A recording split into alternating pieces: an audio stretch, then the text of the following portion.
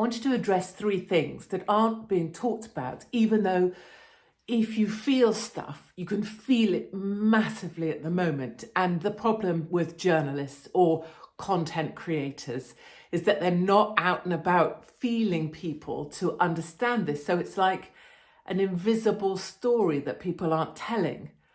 But the first is that if the media was doing its job properly, one of the biggest stories right now would be the number of people, taxpayers specifically, workers, who are actively looking at ways to get out of the UK, either to leave the UK, where they could go, what passports would work where, how long you can stay somewhere without needing a visa or needing a visa and how you get one, what age you have to be to qualify to move to a country, what it would be like to move your family, or actively clearing out houses, homes, places they stay, throwing things away, preparing to leave. Because it isn't just running away, it's that for 20 years people have known this moment would come where finally things would tip over the edge and you can't keep carrying on like this is okay when it's not. Then there's this, you're the one paying taxes, and that's okay when they're going towards helping people, helping older people, helping people who need help.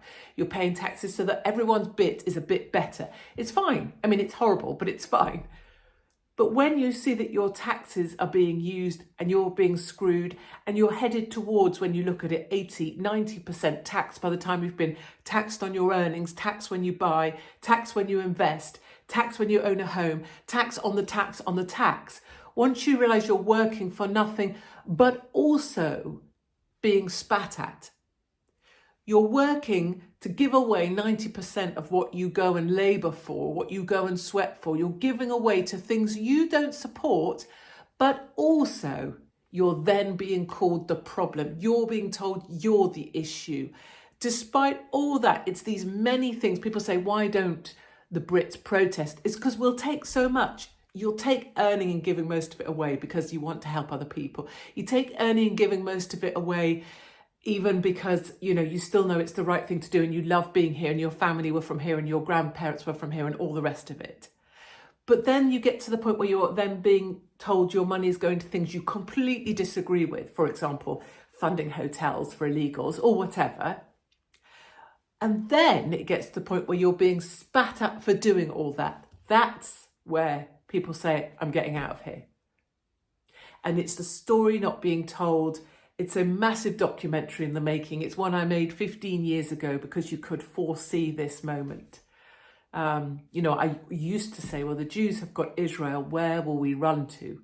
And it was always the sense that Eastern Europe would be where we go back to in order to grow strong again, in order to come and take back the UK. That's neither here nor there. The point is, that's the story of the moment. And it's one that no one really is able to see or tell because they don't feel it. The second important thing here is how it affects the elderly who aren't at the point in their lives where they're just going to up and off. Although I've met many who have sold everything and are off to Thailand because why not? And I love those stories. But the other side of it is the elderly I speak to all the time who say, oh, I'm so glad I lived when I did. And I really hate part of that because I feel like saying, but you're still alive now. You're really important now. What you know is really important. You are the bedrock of this place. We still need you. You should be feeling the most valued, the most treasured. But the opposite is true. Old people now, where is their place? Apps mean they can't park their cars. Apps mean they can't go out. They're not served. They're not said good morning, good afternoon, thank you. I mean, it's an absolute madness. In America, at least, you still get mom and things like that for elderly. You still get sir said to older people in certain cities. And it's a tragedy that our old people feel that the gladness they take now is the gladness that their time is nearly up, so they don't have to watch much more of this. And that is a really, really sad indictment, but also a truth that's not being told. You don't hear that anywhere because the media in their little tiny bubble inside of trying to brown nose the next person so they get the best spot, so they go further up the poll, so they get promoted. They're not even trying to listen to ordinary people because ordinary people don't matter. Just sit in their office and regurgitate the same old shite that pleases their bosses, that's within the guidelines, that's okay by Ofcom, that's regulated. And then finally, and this is the more subtle bit, although it's not very bloody subtle actually if you're aware, is that people are, if anyone in government imagines that by arresting and throwing people into prison and, oh my gosh, look, this lady, she just did a tweet, now she's in jail for 20 months. Look at this wife, she put this on Facebook, deleted it, but she's still in jail. If the government imagines that solved the problem, or it's made the problem go away, they're mental. And what happens when you trap stuff down, it is like a pressure cooker, or if you imagine a jam jar, you put the lid on it. But if that thing continues to grow and continues to bubble away and continues to get more and more pissed off, eventually it blows. And that's all that's happened in this country, is the pressure cooker has had the pressure tightened on it. And it will blow. It will. Because it is at the point, if you make it, I remember this during lockdown, I'm speaking to an Uber driver, a black guy who came from a very, very poor neighbourhood, and his car, I mean, really, how it was going is anyone's guess. And he said, what you never want to do is get to the point where people feel they have nothing to lose.